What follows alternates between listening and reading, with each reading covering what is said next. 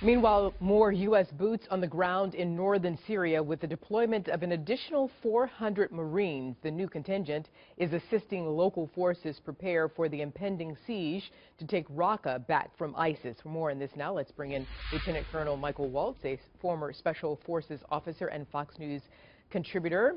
Colonel, good to see you. Good afternoon. Absolutely. Well, this is a significant change in strategy by President Trump. Is this the right move, and what more can you tell us about the mission? Well, the introduction of these artillerymen, these Marines, are bolstering one of kind of three main pillars, so to speak, in our strategy. One is what I call the enablers. That's the artillery, the logistics, the close air support that we're providing support to the local ground forces. You know, the second is the advisory effort, where Green Berets really specialize, and those are the special forces close to the front lines but not kicking in doors and pulling triggers, and that are helping the local forces close to the fight.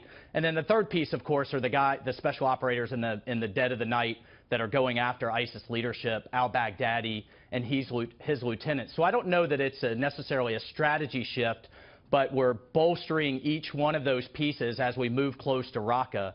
What I worry about, and where General Keane is very worried as well, is who's actually going to take Raqqa.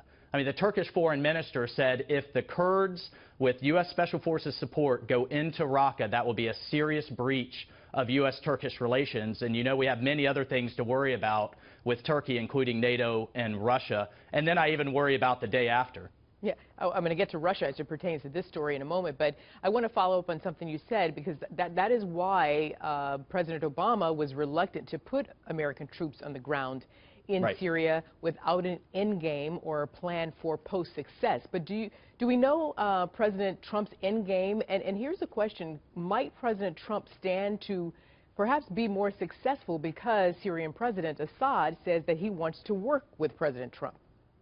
Well, you know, two things there. One on President Obama and being reluctant. Look, just because it is difficult and because it's complicated doesn't mean we don't get involved. We've seen what happens with massive migration flows into Europe that have destabilized the EU and threatened the homeland. We've seen what happened when we allowed, you know, when America basically did nothing and we allowed peaceful protests turn into just a horrific civil war, the reintroduction of Russia. And don't forget, Russia is working side by side with Iran. So I think we've learned the fallacy of pulling out of Iraq and trying to do nothing in Syria and wish it away. We have to be involved, and I think this is the right way to be involved, to enable and work with local forces, but not put hundreds of thousands of American boots on the ground. My problem with the Obama administration is it was either, you know, you're a warmonger if you want to be engaged, or we just should pull out of the Middle East and leave a security vacuum there. And I think that was a specious choice at best.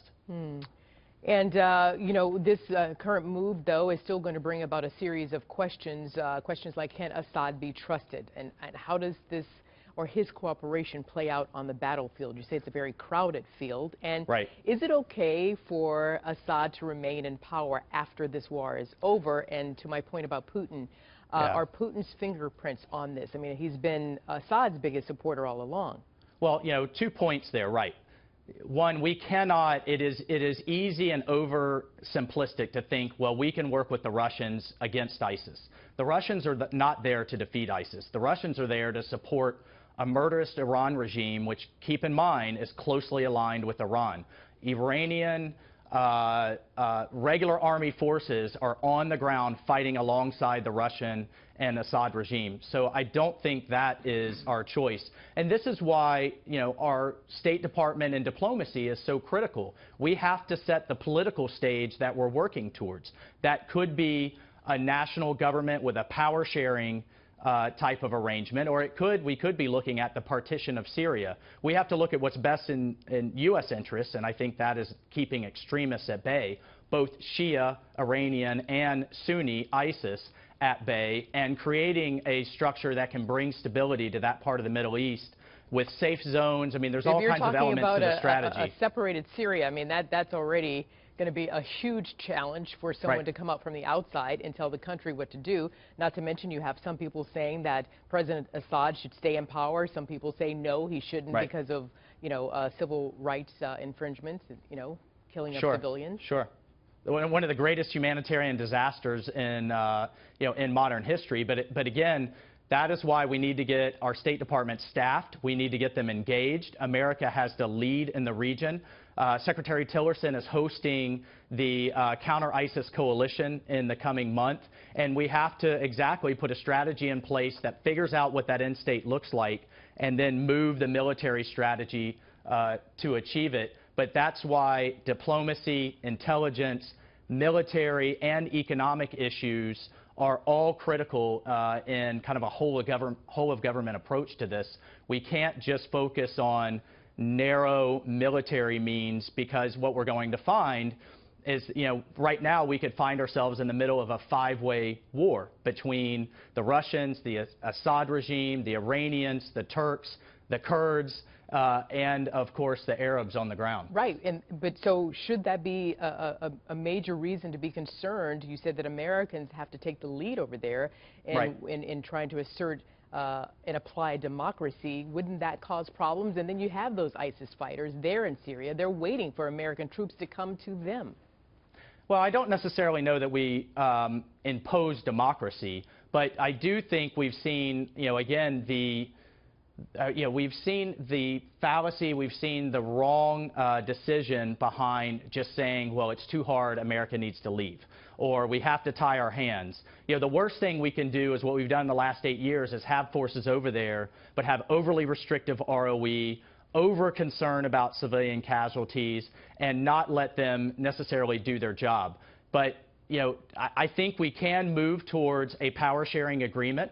I don't think personally that will include Assad at the head of what will be the Alawite government. It could look something like Lebanon's power-sharing agreement now, which by all means is not perfect, but it would be a lot better than what we have. My worry with a partition and kind of dividing the country up is I think you'll see a lot more bloodshed, and I don't think those localized governments could keep extremist elements at bay.